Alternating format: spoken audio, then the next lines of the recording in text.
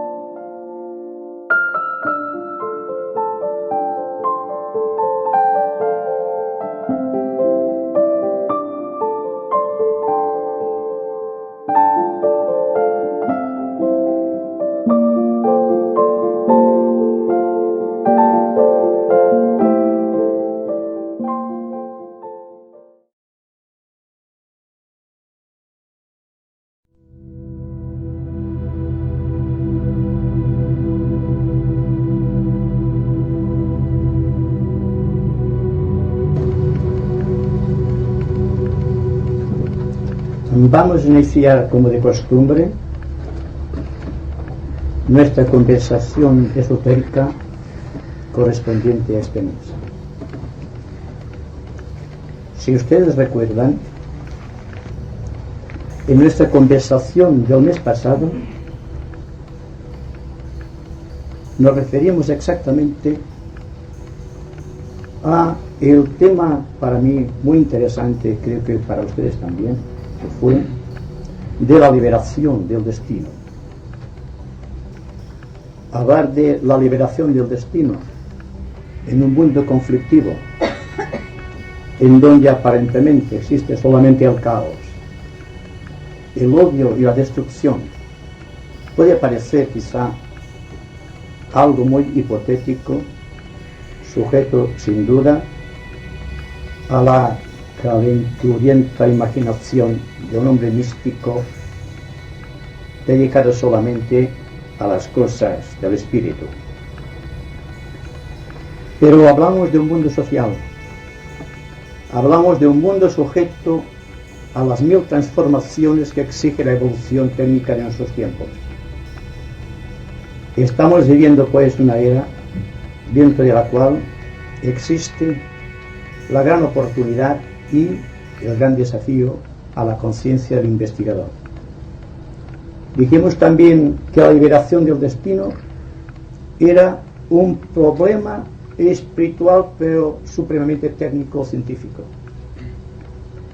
Todo se refería exclusivamente a la liberación de las leyes de gravitación, dentro de las cuales todo cuanto exige peso, medida y dimensión está sujeto al destino. Cuando la persona agravita, cuando la persona por su propia ley de afinidad espiritual se sacude del peso de los sentidos, del entendimiento y de las emociones, pierde esotéricamente peso y por lo tanto entra en el sendero de renuncia que conduce a la liberación. Esto como primicia. Y naturalmente la liberación es incesante. Es un movimiento que está ocurriendo aquí y ahora. No es algo que pertenece a un futuro, que sea hipotético o que obedece solamente a las razones de un místico que solamente ve el espíritu en todas las cosas. Hay que ver el espíritu, pero dentro de una gran dimensión técnica o científica. Y naturalmente para esto se le exige al investigador esotérico de nuestros días una mentalidad netamente, profundamente científica, a fin de que pueda absorber dentro de sí no solo la aspiración superior que tiene que elevarlo hacia las alturas donde prácticamente no existe gravedad, sino que debe estar henchido de una gran intelectualidad, de un gran sistema de valores mentales que le capaciten para ver esta divinidad en todas las cosas de una manera exclusivamente técnica. Hoy nos vamos a referir a otro tema que se fundamenta en el interior y que quizá es también un tremendo desafío a nuestra condición de aspirantes espirituales en la nueva era. Se trata de aquel término eminentemente místico definido como el retorno a las fuentes, o, si ustedes lo prefieren, el retorno al paraíso terrenal. Son conceptos también místicos, pero el investigador esotérico debe hallar su contraparte científica para que la mente intelectual pueda reconocerla como verdad y también como el principio para una serie de actividades o de actitudes frente a la vida que deben convertir nuestro mundo en caos en un mundo en orden social.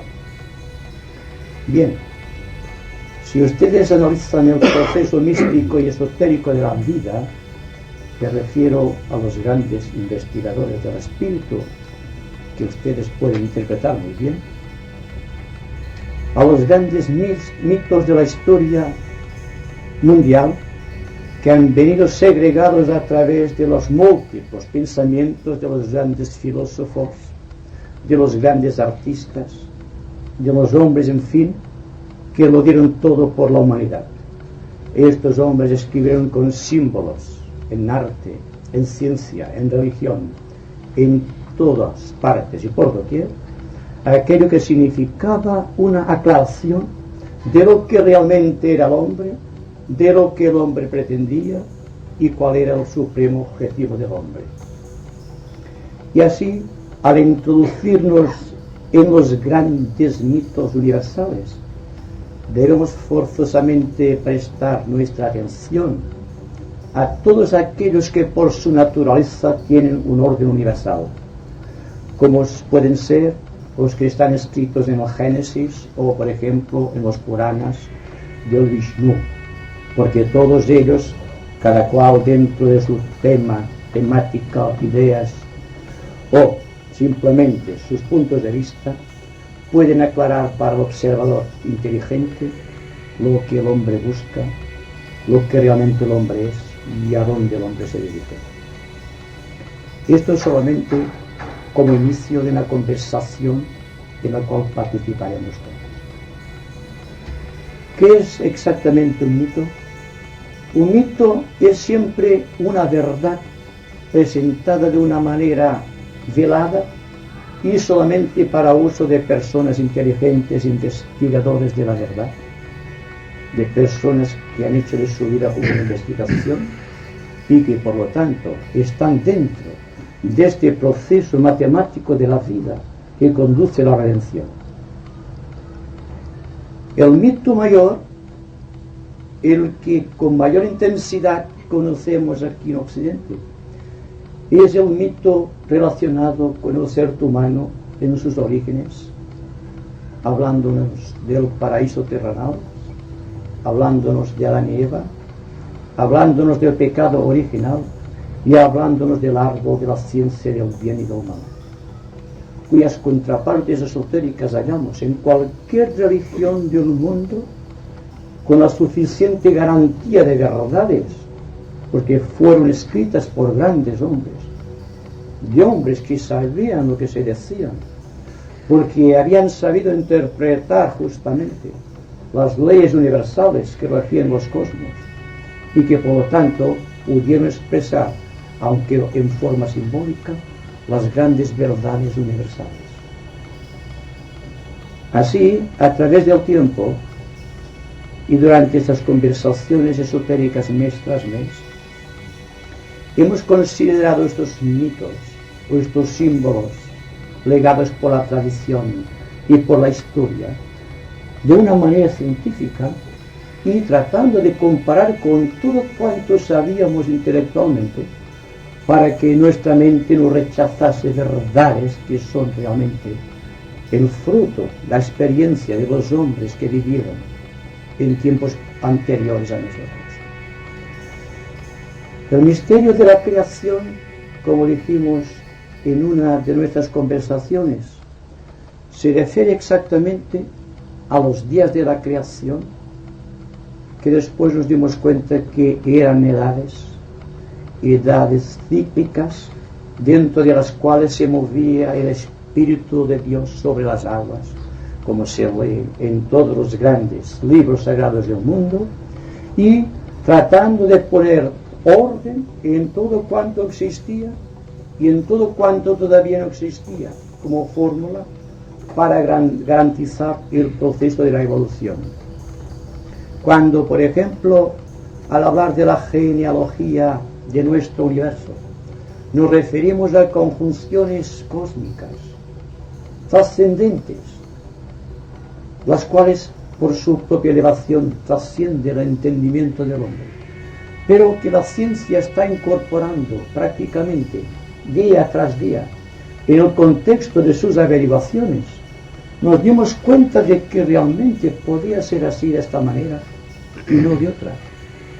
Así que el nacimiento de nuestro universo, aparentemente algo solamente en la mente calenturienta de un observador de poesía pura o de música abstracta, como puede ser, por ejemplo, la unificación de dos constelaciones entre sí, representando cada cual un principio masculino o femenino, para crear a la manera que lo hace el ser humano, un universo, como el hombre crea y la mujer otro nuevo elemento dentro de la especie, y poder de esta manera seguir adelante, tratando de medir los conceptos de las verdades de acuerdo con estos conocimientos.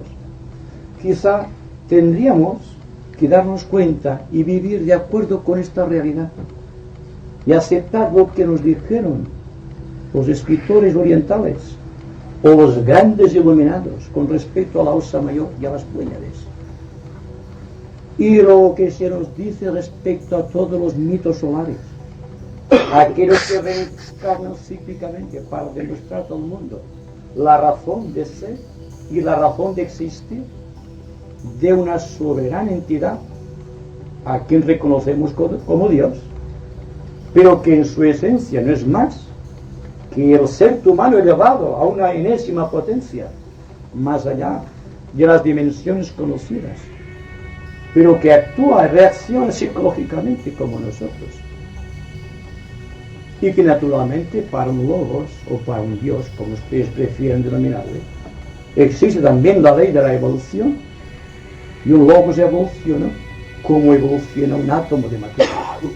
Todo está dentro de la ley de la evolución. Y cuando nos referimos al mito de Adán y Eva, nos estamos representando genéricamente lo que es el hombre, el principio masculino y el principio femenino que están dentro del ser humano, y que cuando actúa con mayor proporción se convierte en hombre o en mujer. Es el símbolo de lo que fueron los primeros pobladores del planeta, partiendo de un paraíso donde existe el andrógino, donde no hay sexo naturalmente, pero que al ir condensándose, al ir diversificándose, estaban creando los polos positivo y negativo, y dando con esta polaridad al principio la vida organizada, tal como la conocemos, a través de todas las especies conocidas. Naturalmente no podemos probar que el hombre fue en sus orígenes andrógino, pero si analizamos el contexto mundial en el presente, estamos viendo claro cómo existe un proceso de bipolarización de los principios, que un hombre se puede convertir científicamente en mujer, o que una mujer se pueda convertir científicamente en hombre. Y esto está aquí delante de nosotros y aquí en este momento. Por lo tanto, el principio del paraíso terrenal y la despedida de Adán y Eva del paraíso terrenal, una vez cumplido el principio de polaridad que ha dado principio a todas las cosas, no es más ni menos que la representación exacta de la manifestación del universo. Y todos nosotros somos universos que estamos proyectándonos a través del tiempo y del espacio. Y el pecado original, o si ustedes que saben de esoterismo le asignan el nombre de karma, es lo mismo. En todo caso vemos que es algo realmente científico, como puede ser la propia ley de gravedad. Hay un peso ese peso desciende a lo más hondo y hay algo que se eleva incesantemente de la materia buscando el espíritu. Ya tenemos la ley de involución, la ley de evolución, o el principio de gravedad centrípeta, o el principio de gravedad que es la fuerza centrífuga. En todo caso, estamos monopolizando, estamos actualizando, estamos reproduciendo incesantemente términos científicos porque tal es la ley. Nuestra era científica, que hay que presentar las cosas a la manera científica. Por lo tanto, si ustedes examinan, por ejemplo, el caduceo de mercurio, que ustedes verán en todas las farmacias, que es el símbolo de la medicina, verán la serpiente, doble serpiente, enroscada en un caduceo. Y al final hay dos alitas dispuestas a volar. No es más ni menos que el símbolo de la naturaleza esencial del hombre buscando su creador, ascendiendo por la serpiente a través del árbol del Edén, buscando la transformación de la materia en espíritu, y de la misma manera que descendiendo del paraíso eternal, el espíritu se convierte en materia. Se trata solamente de polarizar la atención hacia todo cuanto conocemos. Lo desconocido es solamente la incapacidad que tiene el hombre de reconocer una verdad. Y naturalmente no es por el sistema de verdades que trata el intelecto que podemos descubrir estas zonas tremendamente importantes de nuestra vida que tienen que conducirnos a la liberación. En todo caso, hay que distinguir que liberación es la consumación del espíritu, o cuando la materia se ha unificado hasta convertirse en luz, lo cual ha sido aseverado con la explosión atómica. Todo cuerpo de sustancia se puede convertir en luz mediante una fuerza que está dentro de la propia materia. ¿Y cuál es la fuerza que está en la propia materia? La cantidad de espíritu que puede contener esta materia en forma de alma y que se puede describir como el alma de todas las cosas. Todos tenemos un alma y todo tiene un alma. Solamente el grado de substanciación, si podemos decirlo así, es lo que separa el hombre de un Dios o el hombre de un átomo. El espíritu está en todas las cosas. Entonces el proceso de manifestación cíclica de un universo o de un sistema de universo o de cualquier tipo de galaxia no es ni más ni menos que una cantidad especial de espíritu dentro de una cantidad especial de sustancia. Y esto, el espíritu que trata de buscarse como esencia, y la esencia o el espíritu que está buscando como sustancia, están creando el alma y con esto toda la evolución. Y ustedes se preguntarán, ¿por qué es lógico que se lo pregunten? Porque entonces la evolución, si existe la perfección, ¿para qué existe entonces la manifestación? Pero es que existe una ley de necesidad que es igual para un hombre que lo obliga a reencarnar a través del tiempo. Y la misma ley de necesidad que obliga a un logos a manifestar cíclicamente a través de un universo, de una galaxia o de un sistema de constelaciones. Se trata de un proceso alquímico dentro del cual la materia tiene que transformarse en espíritu liberando karma. Entonces el karma, el dolor, todo cuanto existe, el peso, gravedad, son cosas del destino. El destino de un Dios, el destino de un hombre, el destino de cualquier tal.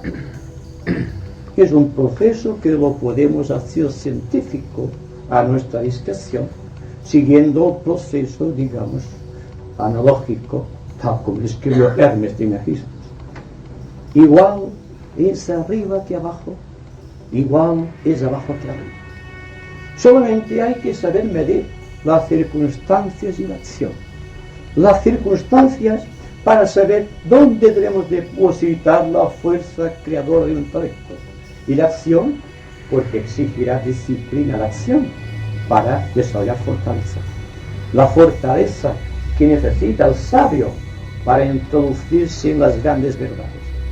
Y estas verdades que están por encima del entendimiento humano y que el hombre constantemente está tratando de conquistar, porque esta conquista es precisamente la liberación. Y los dramas de el paraíso terrenal que se pierde para Adán y Eva, o se pierde para toda la familia humana, queda compensado al final por la liberación del hombre en el seno del nirvana. Hay una analogía entre el paraíso terrenal o el paraíso perdido, como dijo Milton, dentro del cual existe la garantía de una acción universal en el ser humano.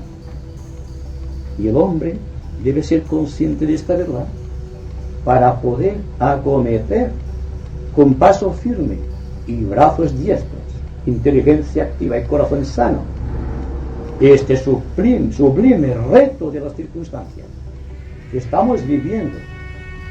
Estamos inmersos en un mundo social, y si la conversación esotérica sirve únicamente para recrear nuestro intelecto, demostraremos que no aceptamos el desafío de los hechos. Hay que vivir de acuerdo con realidades.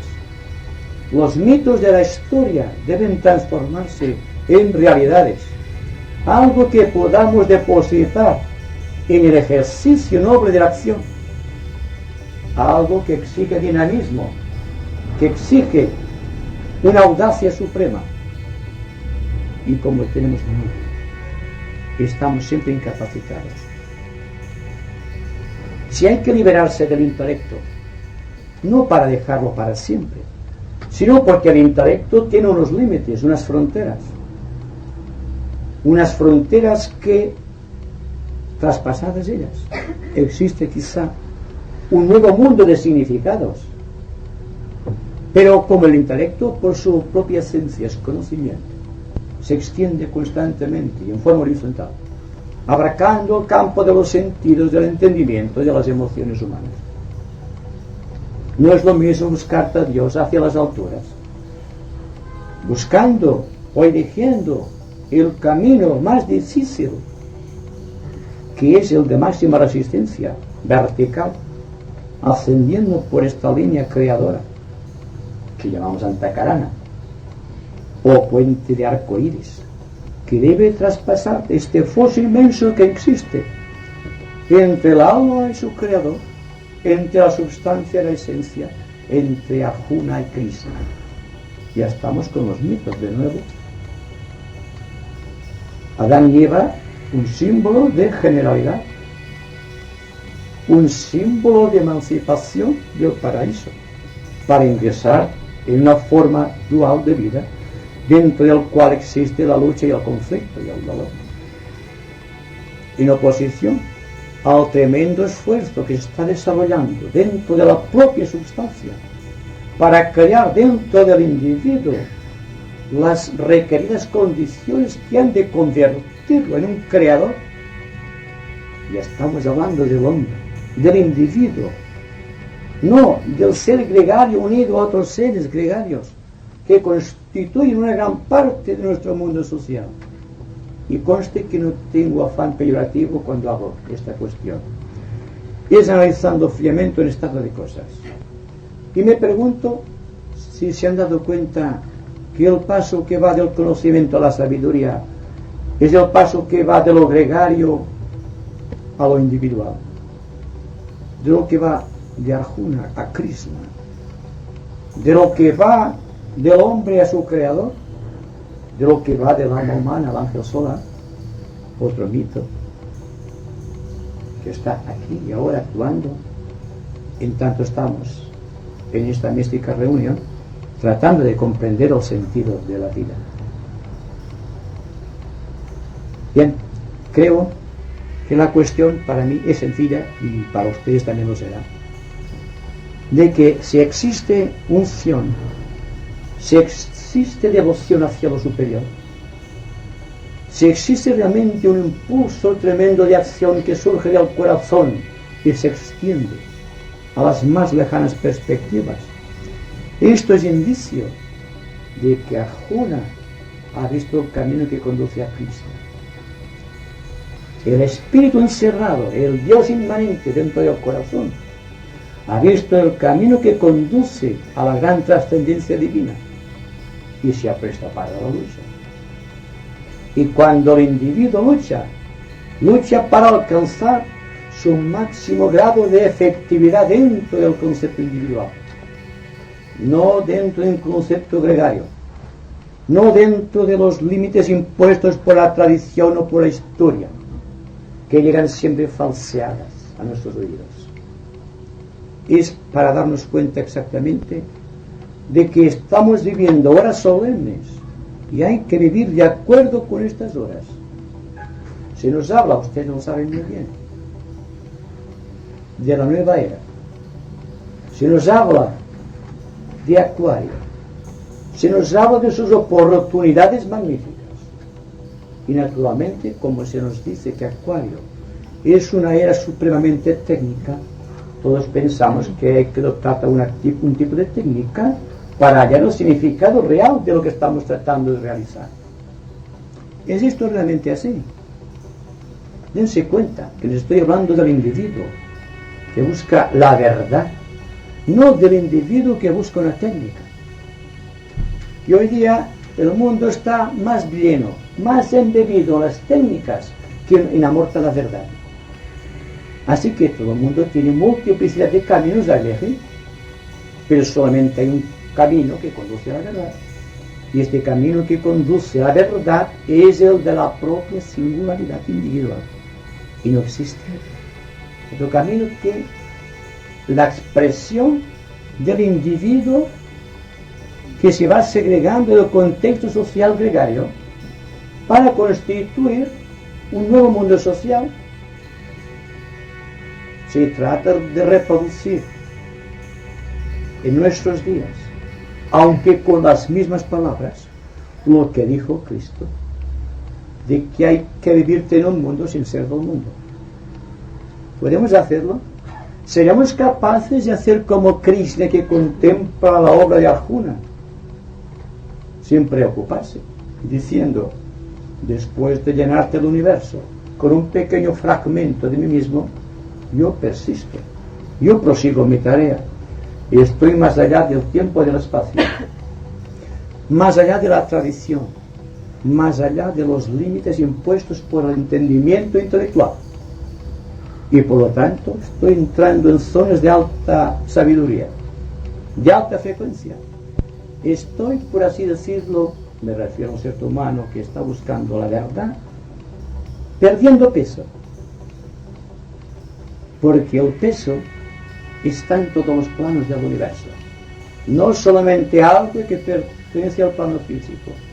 De los 7 planos del universo solamente existe algo, que en unos hay más peso que en otros, por lo tanto hay más sutilidad, y al haber más sutilidad, al ir ascendiendo, nos estamos introduciendo en el misterio de la ascensión, lo cual puede ser demostrado hoy día con el fenómeno físico de la levitación.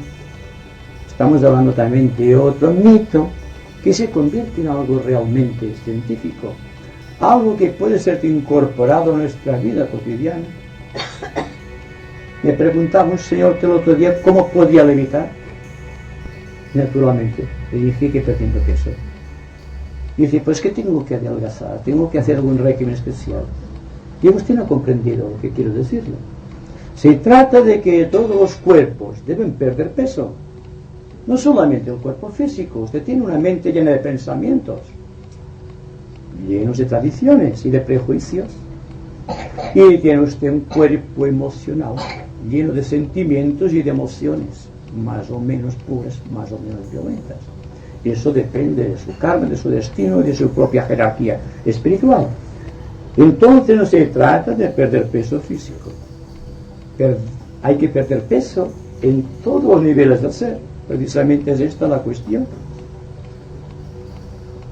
Y esto podemos hacerlo todos, porque el acto creador, que consta de 3 fases, como por ejemplo es una de ellas la introducción de luz en la sustancia de los cuerpos. El segundo aspecto constituye de llegar dentro del contexto del ser, llevando consigo el tremendo impulso original del propio Arjuna buscando a su creador, y después la reconciliación de Arjuna con Krishna, lo cual significa liberación. Entonces el principio y el fin, el alfa y el omega, todo cuanto existe en la naturaleza que busca su superación, está escrito no en las tablas de la ley, está escrito en el corazón del hombre. Y es en el corazón del hombre donde hay que buscar la verdad, y no en el intelecto. Entramos ya en la fase creativa por excelencia. Hay que buscar la verdad en el corazón y no en la mente. La mente siempre queda limitada en la acción, pero el corazón se propaga por todo el universo, por todo el cosmos. Pero naturalmente nadie ejercita el corazón, solamente ejercitamos la mente y cargamos la mente de conocimientos. Y cuando el pensamiento está cargado de prejuicios o de ideas, entonces tiene que decidir forzosamente. Yo creo que fue Balmes que dijo que los ángeles ascienden y vuelan porque no tienen peso. Yo creo que en el corazón de todos los hombres existe un ángel que exige redención. Por lo tanto, como que ya voy a dar por finalizado el entreacto o el preámbulo, para que ustedes sean quien tomen la palabra, vamos a decir, por último, que todo cuanto estamos realizando en bien de mejoramiento personal, sin adoptar un género de disciplina para adquirir este mejoramiento, sino por la fuerza misma del espíritu creador que está en nosotros. Y cuando aceptamos noblemente el desafío de los acontecimientos, de los hechos y de las circunstancias, y cuando empezamos a ver a todas las personas como seres humanos igual que nosotros, y a reconocerlos como almas y no como entidades separadas, entonces hay la posibilidad de que Krishna se reúna con Arjuna y lo tome de su brazo y le acompañe a la acción creadora. Existe la posibilidad de que la substancia que está creando nuestros mecanismos de expresión estén integrados, sin peso, llenos de luz. Y existe la posibilidad de que ascendiendo, volvamos de nuevo al paraíso terrenal. Por eso estamos aquí, me parece, ¿verdad?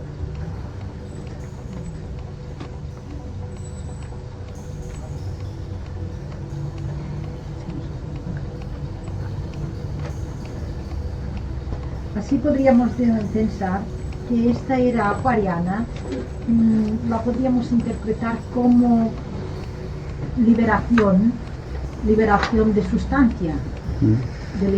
sustancia, incluyendo un poco, como has nombrado un poco también, así como de astrología, incluyendo las energías de Urano como verdad,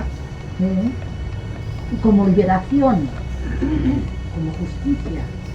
Entonces nosotros en este aspecto, ya visualizando siempre que nuestra meta ha de ser liberación, ese es el trabajo, me parece a mí, actual y más preciso y más dinámico, podríamos decir, del esoterista. Liberación de sustancia, liberación de karma, liberación de destino, liberación total. Pero hay que darse cuenta de algo también, Claro. que la liberación no se obtiene a cambio de una disciplina impuesta al yo personal. ¿Qué es lo que fatalmente ocurre en nuestros días? Una persona se le ha dicho que Dios exige un trabajo específico para darle a cambio el placer de la unión. Y todo el mundo está afanosamente buscando una disciplina mediante la cual pueda encontrar a su creador. Para mí, esto será real solamente para aquellas personas que están dentro de un contexto, digamos así, correcto. Todas las personas que están aquí, yo creo que pueden adquirir el poder de trabajar directamente sobre las circunstancias sin buscar un sistema de disciplina, salvo el que exige el propio proceso de vivir. No sé si ustedes se dan cuenta de lo que trato de interpretar. La mayoría de personas están más empeñadas en ejercitar sus vehículos que en utilizarlos. Para mí, cuando un vehículo, la mente, la emoción y el cuerpo están sujetos a determinada disciplina, están siendo coaccionados en su acción libre. Están creando una barrera entre dicho vehículo y la oportunidad divina, que es la verdad en cada vehículo. Y que un yoga debe ser elegido individualmente y no de forma estandarizada como ocurre en esos días. Porque cuando hay necesidad de liberación, no solo viene la promesa redentora por un supremo avatar, sino los mil y miles, quizá, de individualidades poseyendo una pequeña verdad encerrada en su corazón, que tratan de instruir, creando disciplinas en el ánimo de las gentes. Y hoy estamos viviendo esta era de imposición técnica de disciplinas. Y se habla muy poco del corazón y de la verdad, que para mí es la esencia suprema de la vida. Dense cuenta únicamente de algo que pueden comprobar. Cuando ustedes están siguiendo atentamente, con toda la intensidad del ser, cualquier circunstancia, esto es una circunstancia, el yo se libera, el yo desaparece, la mente queda vacía, creadoramente vacía, y el corazón casto.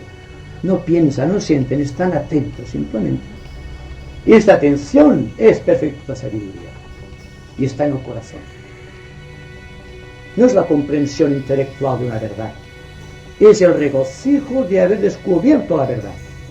¿Se dan cuenta? Y lo están realizando constantemente, aparte de toda disciplina impuesta por la razón o el intelecto. Si se dan cuenta de esto, forzosamente tendrá que existir un cambio drástico de actitud con respecto a todo cuanto nos rodea y con respecto a nuestras pequeñas concepciones de la verdad. No podemos limitar la verdad condicionándola a una disciplina, porque tal como hemos dicho en varias ocasiones, donde hay disciplina no hay pureza, y donde hay pureza no existe disciplina. Es algo consubstancial con el anhelo supremo del ser, de realizar, de vivir, descubriendo constantemente a Dios en todas las cosas. Y ahí está el hilo misterioso de la verdad que al hombre lo convierte en un ser fraternal. Ahí está el principio y el fin, el alfa y el omega. Es la serpiente que se muerde en la cola. Krishna y Arjuna son la misma cosa, solamente los separa el velo del tiempo. Y si ustedes pierden de vista el tiempo, ustedes son Arjuna y ustedes son Krishna. Están realizando la suprema obra creadora del universo. Se están convirtiendo realmente en ángeles, como decía el poeta.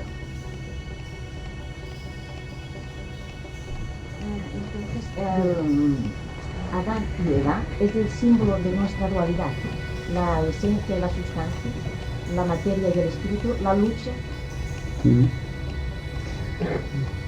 Adán y Eva son el principio de creación. No puede existir creación si no existe dualidad. No es realmente que el uno sea el espíritu y el otro la materia, sino la conciencia que trata de despertar el espíritu en todas las cosas. Y naturalmente tiene forzosamente que dividirse la unidad para crear el campo de diversificación que hace posible todo cuanto existe. Y estamos dentro de un campo de polaridad. Estamos creando campos magnéticos constantemente. Y cuando la persona encuentra un campo magnético parecido al suyo, siente regocijo. Y cuando encuentra algo que no está en su ley, lo rechaza inconscientemente. Y esto pertenece tanto al contexto del hombre y al contexto de la mujer. Adán y Eva solamente son el símbolo de la generación de las especies, no solamente de los seres humanos, sino de todas las parejas del universo, incluidos los insectos y los más pequeños átomos. Todo es de la propia ley. Lo que se precisa solamente que es que nos demos cuenta de que la polaridad que lleva consigo aparejada toda la manifestación de luz que llamamos universo, llega un día dentro del corazón humano, habla del corazón místicamente hablando, que nos lleve de nuevo hacia arriba, hacia el paraíso perdido. Y a esto yo le denomino retorno a las fuentes, o el retorno al paraíso terrenal. La serpiente ha cumplido su obra, ya no está enroscada en el árbol, sino que está mordiéndose la cola. El principio y el fin, el alfa y el omega, están equilibrados. Y cuando la ciencia se dé cuenta de esta realidad, porque el esotérico es un visionario, percibe las altas verdades, pero quien debe aplicarlas son los científicos. Cuando los científicos se den cuenta de que la luz es de misterio, no es el resultado de un choque, sino de un perfecto equilibrio, ya está en el camino de descubrir sus causas fundamentales, lo cual todavía no ha sido posible.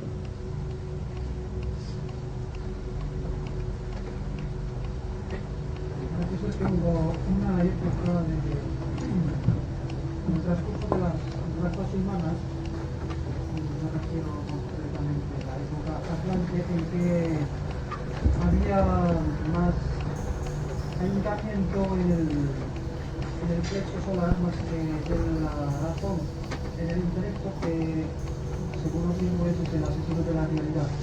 Entonces, dentro del programa de la evolución de la especie humana, siendo nefasto el papel del intelecto, ¿por qué razón sería como que se le dio?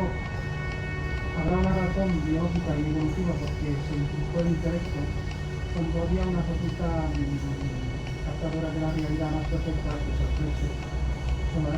¿Por qué entonces se le dio el intelecto?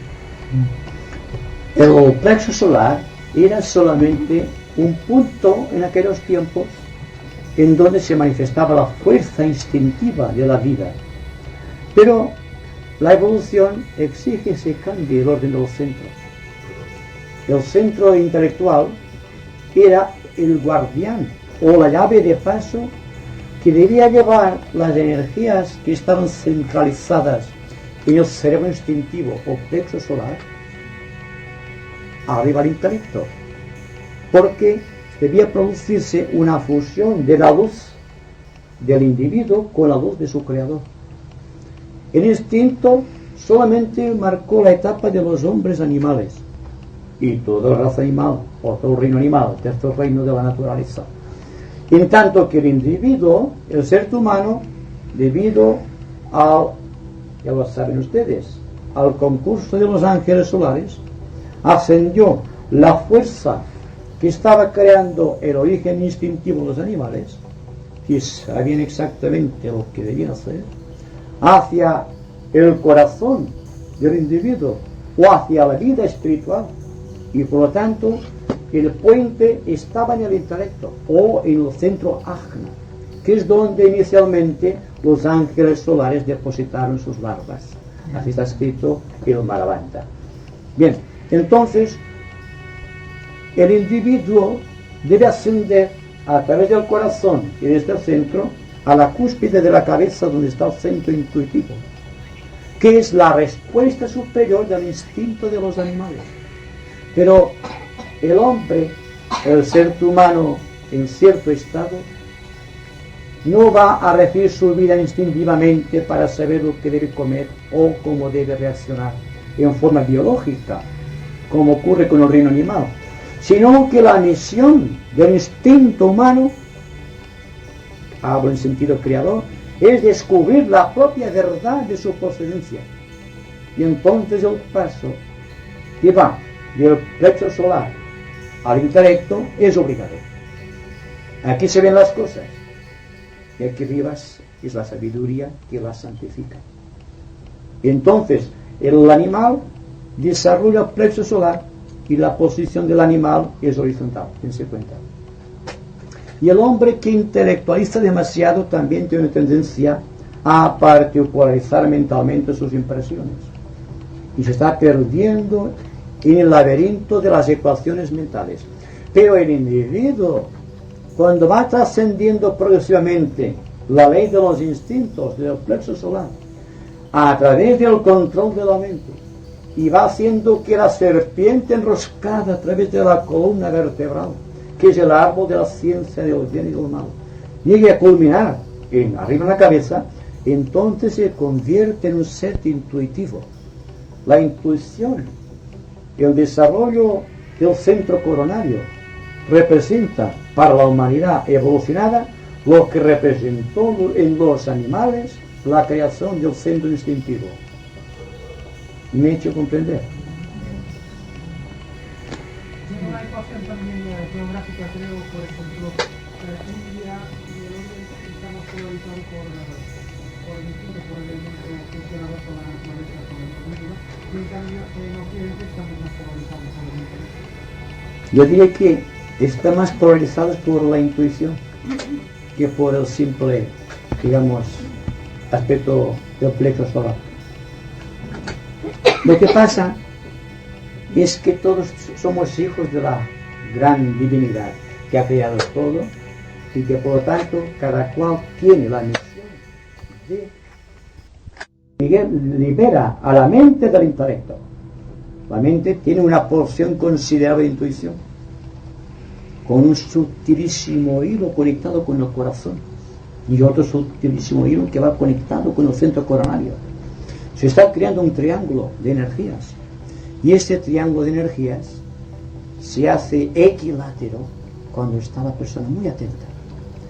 Entonces se produce un gran silencio, existe una paz en el interior, porque no se especula con la verdad, se está viviendo. Y la persona que está viviendo no está interesada en especular. El que vive la verdad, la vive simplemente, ahí está todo. La persona que busca la verdad está teorizando acerca de la verdad. Y cuando se habla de la paz, pasa lo mismo. Solamente teorizan o hablan intelectualmente sobre la paz las personas que no poseen la paz. Es como la persona que no es honrada, está constantemente hablando de honradez. Es algo que está en la fuerza misma de las cosas. Aquí estamos tratando de descubrir la verdad, no de buscar conceptos acerca de la verdad, aunque utilicemos creadoramente el intelecto, tratando de revelar la verdad, no ya para descubrirla, sino para revelarla. Dense cuenta de que no es lo mismo.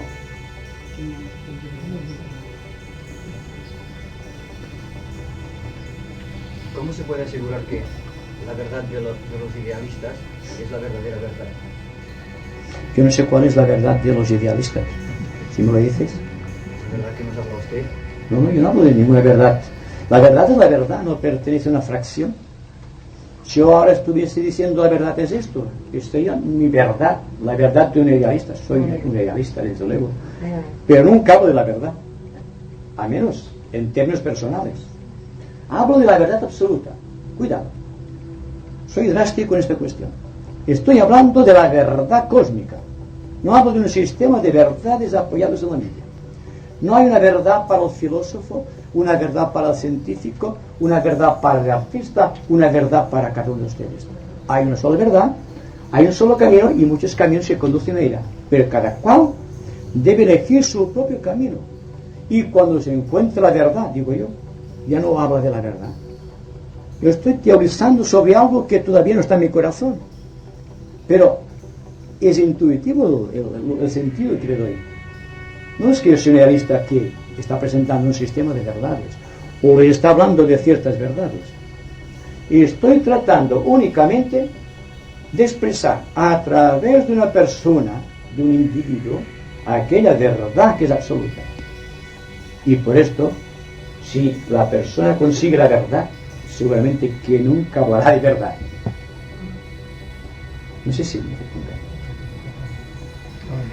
Cuando nos habla del mito, del bien y del mal, el bien es la verdad. El bien y el mal es la verdad. El nacimiento y la muerte es la vida. No decimos el nacer y el morir como algo separado de la vida. Yo no digo que la verdad sea parte de otra cosa, es la verdad. Se manifiesta de múltiples maneras. Y cada una de las personas que asisten aquí, tú y yo, estamos tratando de revelar la pequeña verdad que hemos descubierto, y nada más.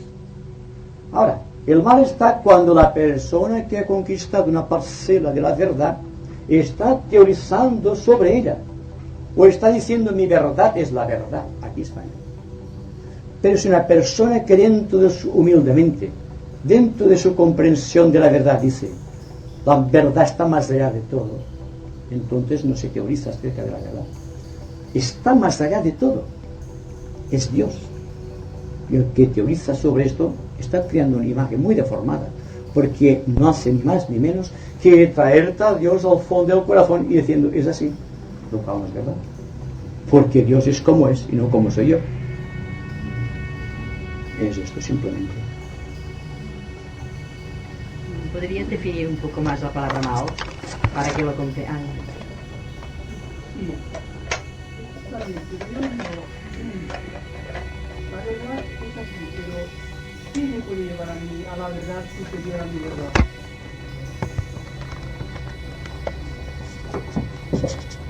¿Quién te puede llevar?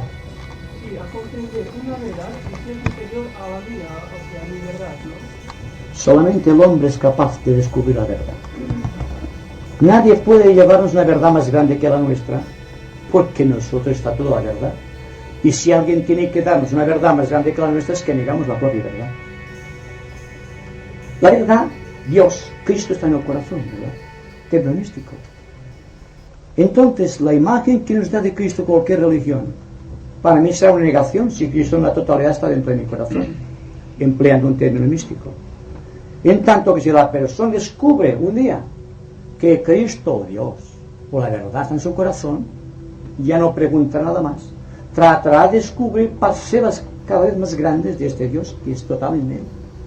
Y es esto lo que se define místicamente como el sendero de acercamiento a la verdad, con todas las disciplinas, bien o mal empleadas, que están hoy día enseñoreándose del corazón de los seres humanos. Es decir, nadie nos puede llevar más que a verdades relativas. Y para hallar las verdades relativas existen los templos y los santuarios, y existen los sistemas de entrenamiento espiritual, y existen los sistemas de verdades que cada cual ofrece a cambio a veces de dinero. Pero esto es falso, porque el único camino, tal como dijo Cristo, yo soy la verdad, yo soy el camino, yo soy la vida. Son tres afirmaciones que cada cual puede aplicarse si es verdad que Cristo está en el corazón. Entonces, si yo quiero poseerte una verdad más grande que la mía, es que estoy negando a mi propio Dios interior, que es total, que es absoluto.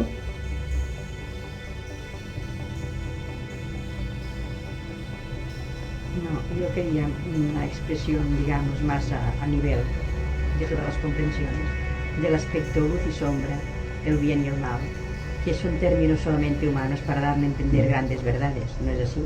Pero entonces, el inicio en el ser humano de esos aspectos del bien y el mal, ¿no es el aspecto fraternidad y egoísmo? Esos dos conceptos pueden dar la misma solución. Igual. Ahora bien, el aspecto luz y sombra, porque existe la sombra, porque hay luz, ¿no? Bueno. ¿Cómo sabríamos que hay luz si no hubiera la sombra? No se ve nunca. El contraste. Si estando dentro de la ley de polaridad, una cosa tiene que comprenderse a través de la otra. Pero si nos damos cuenta de que cuando hablamos de sombra, hablamos de algo que está, digamos, en la raíz de la tradición. Y es cuando hablamos del mal o hablamos del bien. Son meros conceptos intelectuales el mal y el bien.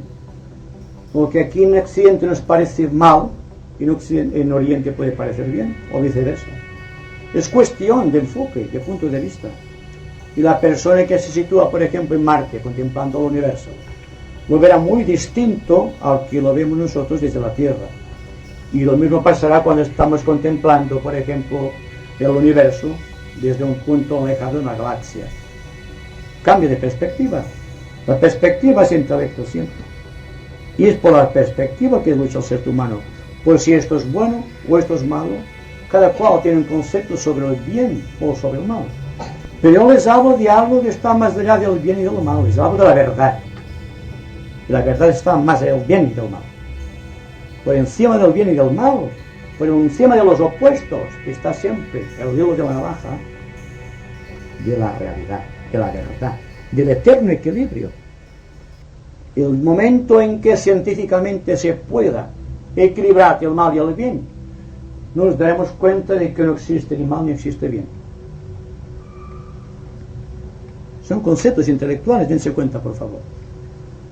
Y lo estamos teorizando. Y estamos tratando de descubrir algo que está más allá de los conceptos regidos por la palabra y por el entendimiento humano. Todo cuanto estamos viviendo puede ser medido en satisfacción o en insatisfacción. Si una cosa nos satisface, decimos es bueno. Si no nos satisface, decimos es malo. ¿Pero es verdad esto? Las cosas deben ser buenas, en todo caso, por el grado elevado de esencia, de verdad, que podamos descubrir en ellas. Y el mal es lo mismo. Y cuando hablamos de luz, sombra, en oposición a la luz, cuidado, que dentro de la sombra existe también la luz. Cuando ustedes están en una habitación oscura durante mucho tiempo, se dan cuenta que perciben exactamente todo. ¿Por qué? Porque hay luz en la sombra.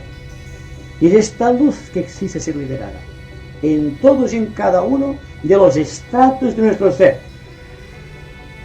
Y cuando todo esto se ha realizado, cuando Alfa y Omega han llegado a su cumplimiento, cuando el principio y el fin están creando un círculo que se manifiesta como equilibrio, entonces descubrimos que todo es lo mismo, que no existe ni principio ni fin, que existe solamente un reconocimiento o un no reconocimiento de la verdad, prescindiendo del bien y del mal, que siempre son cosas de los sentidos y del entendimiento intelectual.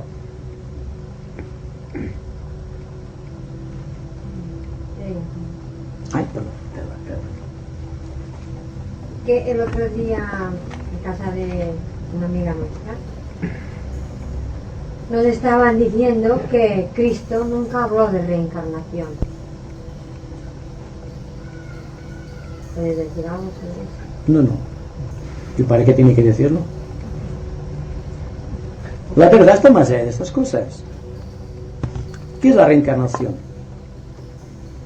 Cuando aquí estamos sufriendo y nuestra mente, nuestro corazón angustiados, no acaban de ver un camino claro y no existe tiempo material para recorrer el camino que nos falta recorrer, hallamos la solución en la próxima encarnación y dejamos de luchar. Es la evasión de las personas timoradas. La verdad es la vida, está más allá de la muerte, y la reencarnación está hablando de la muerte. Ahora bien, esto no es que niegue la reencarnación, estoy jugando con las palabras, tratando de demostrar que lo que interesa es descubrir la verdad, porque la verdad está en todas las cosas. Y si la reencarnación es una verdad, tendrá que revelarse progresivamente en nuestro corazón. Estamos tratando siempre de intelectualizar y por lo tanto constantemente estamos esquivando el bruto, como vulgarmente se dice. Para mí existe solamente una mirada de frente, audaz, serena y humilde a propio tiempo, que trata de descubrir todo cuanto mensaje lleva encerrado un momento en que estamos viviendo. ¿Acaso no es un mensaje esto que estamos viendo ahora?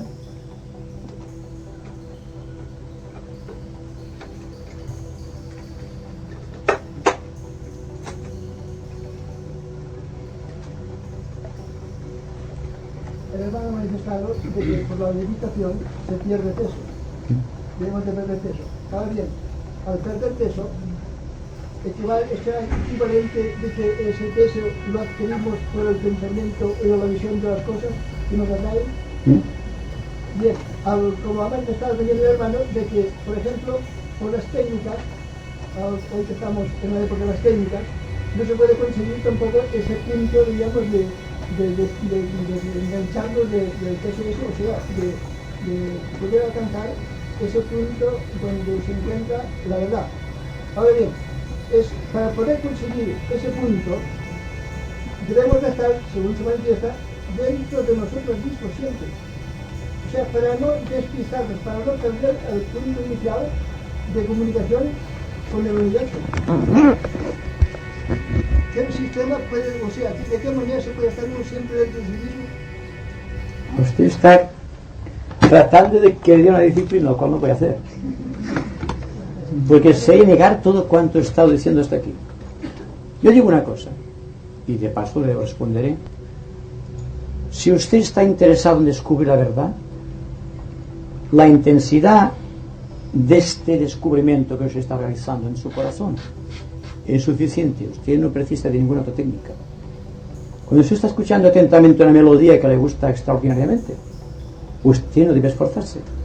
Pues bien, cuando usted esté tratando de descubrir la verdad con la misma unción y recogimiento místico y con atención perfecta con que está escuchando su melodía favorita, se dará cuenta de que la técnica es inútil y que todo el concepto de verdad disciplinaria que existe desdichadamente en nuestros días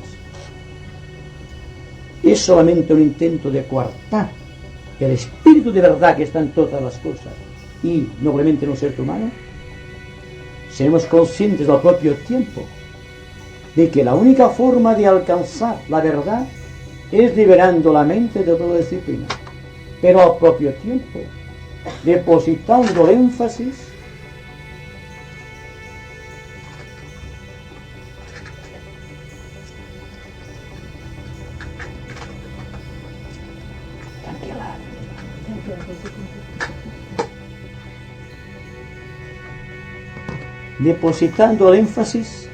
únicamente en la atención. Una palabra aparentemente sin sentido para algunos, pero me pregunto cuántas veces durante el día estamos atentos, cuántas y cuántas cosas pasan ante nuestra visión mental o dentro del campo perceptual de los sentidos sin que le prestemos atención.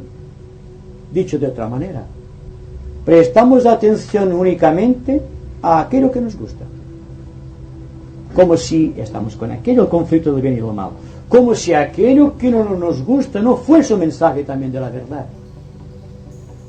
Entonces la verdad brota espontáneamente, como la fuentecita de los bosques, espontáneamente. Cuando la persona realmente está interesada en descubrir la verdad, no está dispuesto ya más a aceptar normas ni disciplinas, no está dispuesto ya más a seguir la opinión de otras personas. Cuando se libera de la tradición y del concepto místico tradicional, cuando empieza realmente a ser, entonces se realiza el misterio y el milagro. La ascensión pierde peso porque la atención hace que uno se olvide de sí mismo, siendo el recuerdo de sí mismo el egoísmo y el olvido de sí mismo la acción, el altruismo, como decía la señora.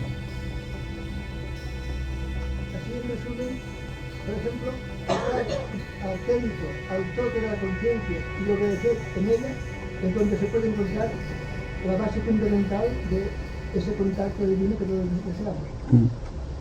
Usted experimente, porque usted está diciendo ¿es esto? Y yo no se lo voy a decir.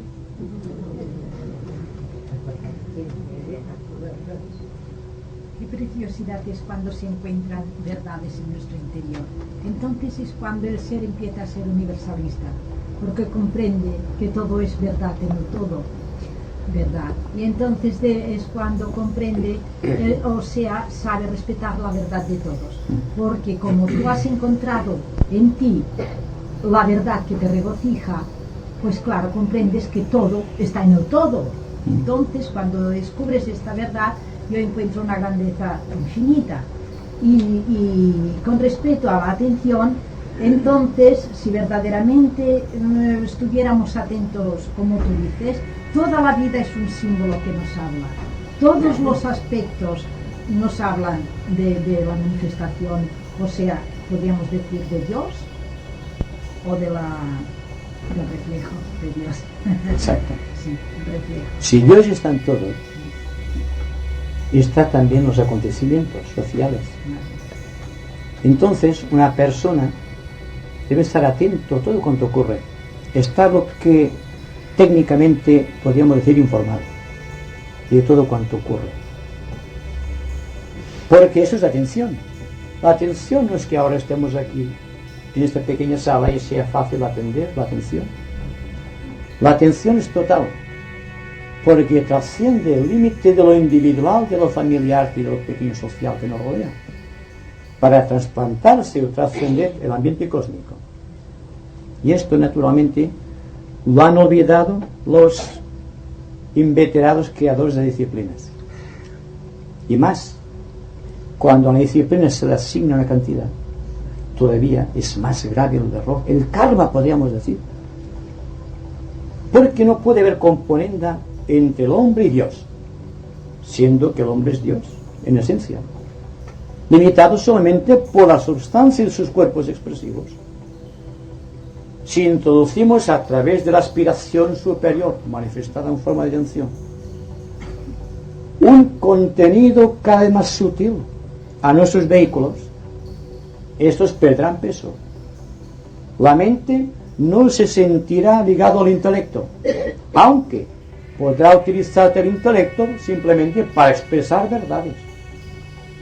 Tampoco se sentirá ligado al corazón, porque las emociones violentas no tendrán cabida en él, debido a que parcelas cada vez más prodigiosas de sentimiento creador están introduciéndose en el corazón y están haciendo que reconozca la verdad en cada cosa y en cada situación. Y cuando se ve reflejada la verdad de tu corazón en la verdad de todos los corazones, entonces somos fraternales, no antes.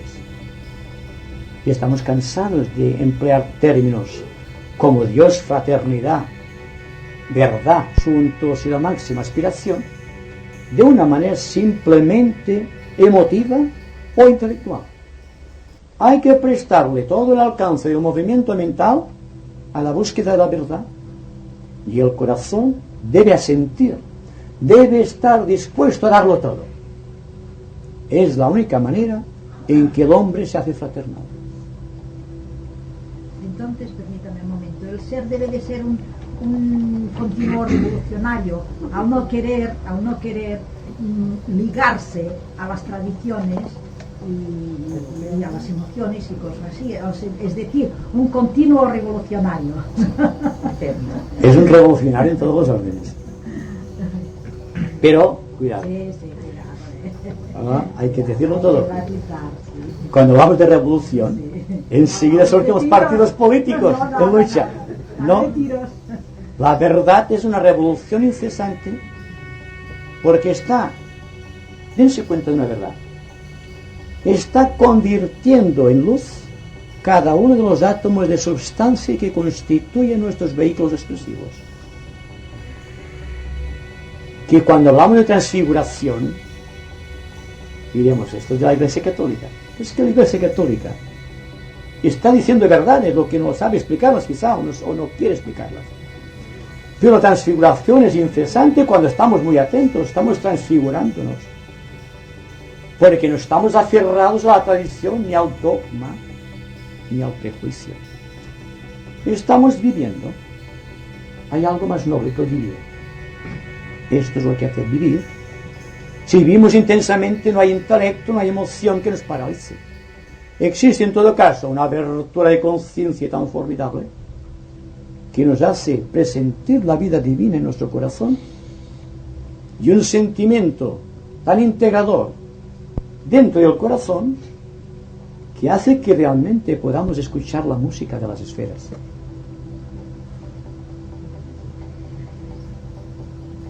Ha lanzado usted una frase que me parece muy densa, muy bien de contenido histórico.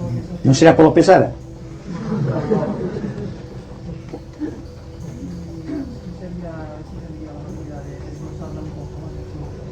La serpiente ya no está enroscada en el árbol, sino que se mueve la cola. Sí. ¿En qué sentido está? Pues bien, es una forma alegórica o digamos simbólica de describir cuando el principio y el fin se han unido. Es decir, que el universo tiene un principio y tiene un fin, como se nos dice. Pero hay algo que no tiene principio ni fin, que es la vida.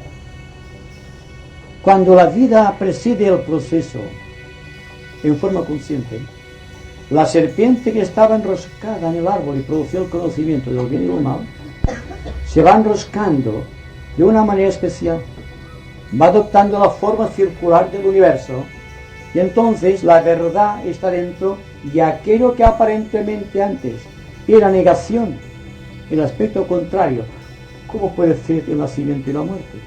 Desde el punto de vista de la serpiente que se muerde la cola es el fin y, digamos, la cabeza el principio. Cuando la cola y la cabeza están juntas, entonces la vida ha triunfado. No hay desequilibrio en el ser. Es una imagen pictórica, dense cuenta. Porque si hablamos de algo que pertenece a una dimensión superior a la tridimensional de nuestro cerebro, forzosamente nos encontraremos con estas particularidades expresivas. Deberemos acoger las cosas, intelectualmente hablando, más parecidas a lo que queremos representar. Pero dense cuenta también que la imagen del universo siempre es la serpiente mordiéndose la cola, la consumación. Y ha dejado de estar buscando la sabiduría. La sabiduría, el conocimiento, la integridad son la misma cosa. Es Dios. Es que la vida del hombre es una serpiente. ¿Sí? Sí. Bueno. Vamos a poner, aquí nace, da la vuelta y muere. Es la nada. Sí. ¿Y qué hace la serpiente? A ver si me sabe decir. Bueno. No, rápidamente, como hacía Sócrates. Se muerde la cola como así. ¿Y qué más hace? Y eso lo voy a decir Dímelo. para sí. Está perdiendo constantemente la piel. Ay, es verdad. A ver, ahí está el secreto. Ahí está el secreto de la serpiente, que constantemente está reproduciéndose. Está dejando siempre la tradición. Por eso la serpiente es el símbolo de la sabiduría. Porque constantemente está dejando la piel entre la maleza. Siempre renace, como el ave fénix, de las propias cenizas. ¿Eh? Gracias. A ti. En este constante, la serpiente morderse la cola, ¿involucraría esto el desaparecer del tiempo? No, es que cuando la serpiente se mueve la cola desaparece todo. Se entra, digamos, en un pralaya. No sé si has oído hablar del pralaya. Cuando existe un eterno equilibrio, cuando el universo que está en sustancia se convierte en esencia, todo desaparece.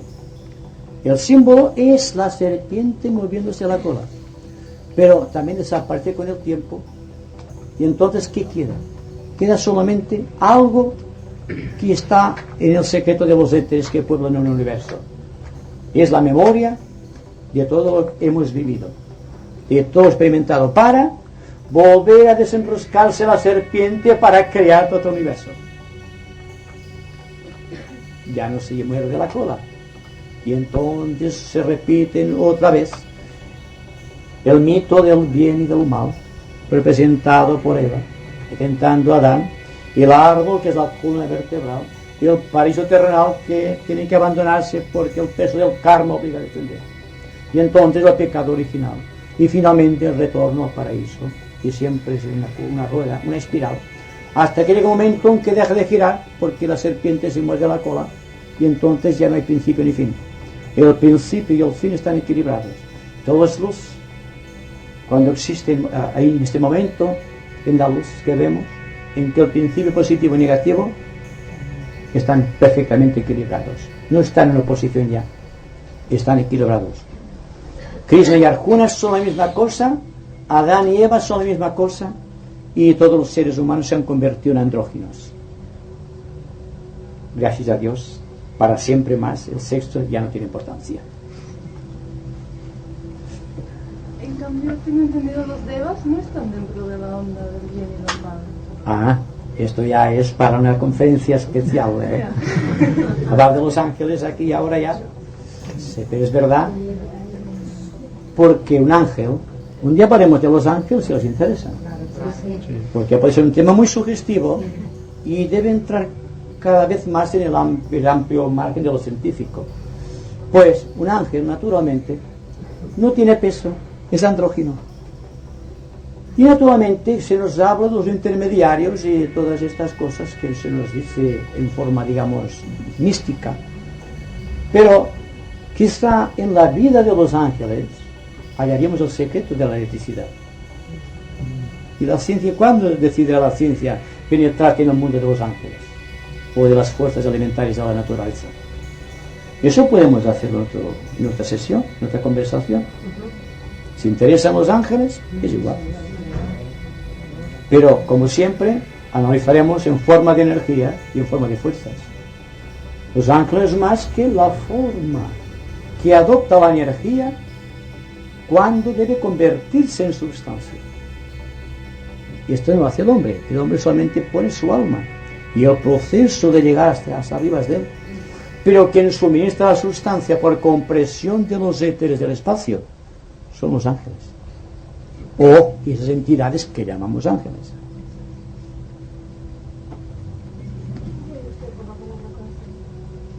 Corazón.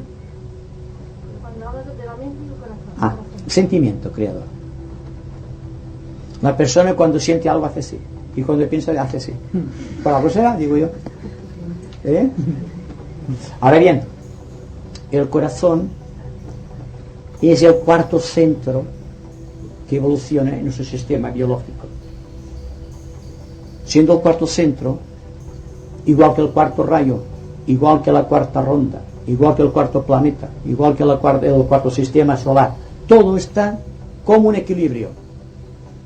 Y el cuarto reino de la naturaleza, que es el ser humano. Entonces, el cuarto siempre indica el centro de todas las cosas. Y estamos refiriéndonos a nuestro universo de segundo rayo, que utiliza el corazón como fórmula máquina de creación. De ahí que cuando se dice que la verdad está en el corazón y no en la mente, es precisamente porque nuestro universo es de segundo rayo y utiliza el corazón para manifestarse. Y cuando nace la criatura, primero hace el corazón. Y entonces el sístoles y el diástoles, la fuerza centrípeta y la fuerza centrípeta, la ley de gravedad y la ley de polarización, están explicadas por el corazón, no por la mente. La vida está en el corazón, la mente está en la conciencia. Pero esto ya os extendería ahora bastante.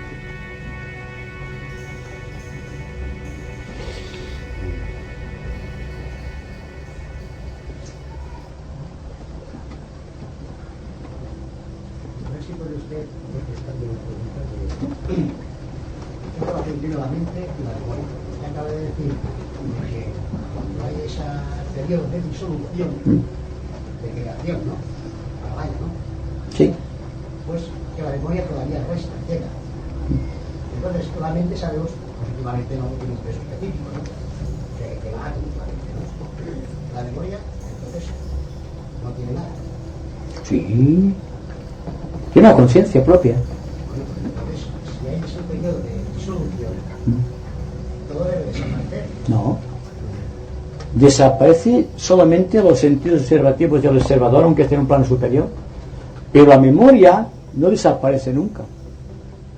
En ese caso vemos la memoria cuando estamos reproduciendo un hecho. Y si algo existe, no sé. La facultad que tiene el ser de memorizar es porque dentro de su propio ser está una conciencia que solamente se limita a archivar memorias. Y cuando se trata del Señor del Universo, llamamos memoria cósmica, o el Gran Akasa. Y cuando el investigador, después de haber sido disuelto el universo, quiere progresar hacia que el universo, suponiendo que el investigador tenga la categoría para poder analizar un gran pralaya, se dará cuenta de que puede objetivar las memorias que están en el pralaya. Están en gestación y suspensión para crear el cuerpo material de Arjuna, para manifestarse a través de los éteres en forma de un universo, o a través de un cuerpo humano para crear el drama de la acción kármica. Pero todo es lo mismo, y con el tiempo nos daremos cuenta de que la memoria es una entidad psicológica que está dentro de nosotros, y que cada uno de los cuerpos que compone nuestra estructura psíquico-biológica tiene una conciencia particularizada, como la tiene el cuerpo físico, que sin que me dé cuenta está haciendo esto o lo otro. Dense cuenta, yo no me preocupo de nada, él sabe lo que debe hacer el cuerpo, porque yo estoy representando un drama y él es un actor del drama que intento representar. Entonces, cuando usted tiene frío, o el cuerpo tiene frío, no se preocupa del frío. Si está durmiendo, el cuerpo se tapará. Si tiene picor, se rascará y no le pedirá permiso a usted. Pues de la misma manera que el cuerpo físico tiene una conciencia, la memoria tiene también su propia conciencia, la que hace que esté unida a la conciencia, formando aquellos tres niveles conocidos de subconsciencia, consciente y supraconsciencia. Es la entidad triple con un centro luminoso que es el yo individual Arjuna que trata de progresar hacia Krishna. No sé si me he explicado, pero es una cosa que necesita una gran observación, una gran percepción y una profunda atención. Estamos interesados en descubrir, y no quiero cansarles más, la verdad. Una verdad que no podemos definir porque nuestra mente no está capacitada para medir verdades, sino para analizar conceptos que están relacionados con verdades. Si seguimos el concepto estructural de una verdad, estamos siguiendo una tradición. Y la tradición, por sus propias características, nos exigirá una técnica o un sistema de acción. Pero si tenemos el deseo potentísimo de la verdad, esta verdad será suficiente para alumbrar el camino de nuestra vida y hacer que sea libre para siempre nuestro destino. ¿Me permite solamente una pequeña pregunta? No, solamente era más gracias. Bueno, hablando de la conciencia, pues yo creo que la conciencia no se puede perder, porque entonces no serviría de nada haber vivido. Y creo que la conciencia es lo único que puede unir la conciencia individual con lo cósmico. O sea, es cuando esta unión llega, la conciencia individual con la cósmica, es entonces cuando se produce la santidad como se debería. ¿No? Claro, yo no he dicho que se perdiese la conciencia. Lo que, contrariamente a muchas técnicas que tratan que la pequeña chispa se convierte en una llama, yo digo que lo que hay que hacer que la llama se introduzca dentro de la chispa, lo cual no es lo mismo que la aniquilación. El peligro de la aniquilación, solamente hay aniquilación en la parte intelectual. En el aspecto espiritual no existe aniquilación, existe el ser que se une con su propia esencia, simplemente eso, sin perder la propia conciencia, porque esta pérdida de conciencia significaría realmente una liberación del sentido de la vida, ya no existiría vida.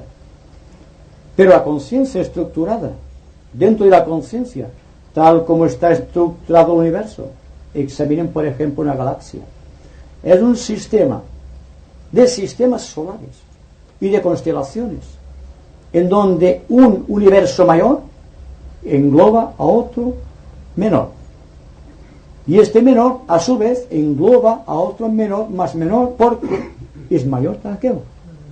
Entonces todo está dentro de todo, la conciencia individual nunca se pierde. De ahí la importancia que le asigno al término individual.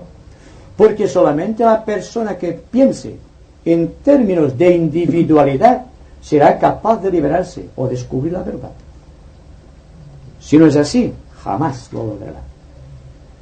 Solamente quería hacer una pregunta que me ha parecido que has dicho, que Akasha es memoria cósmica. Ah, mira, no lo sabía. Así en este aspecto, me ha gustado. Es uno de los aspectos. Sí, pues no lo sabía. Sí. Akasha es la memoria cósmica. Es que se manifiesta a través. Arjuna es la memoria que recoge de la casa, junto con la energía que capacita para la acción. Y entonces habría que hablar ahora también de la participación angélica en todo ese proceso. Pero claro, esto nos llevaría mucho tiempo. No, yo solamente con esto ya me gusta. Ya veo que mira el reloj. Bien. Ya para terminar, un poco de unos minutos de silencio, como siempre, para que todo quede grabado en esta subconsciencia, la memoria. Muchas gracias. Gracias.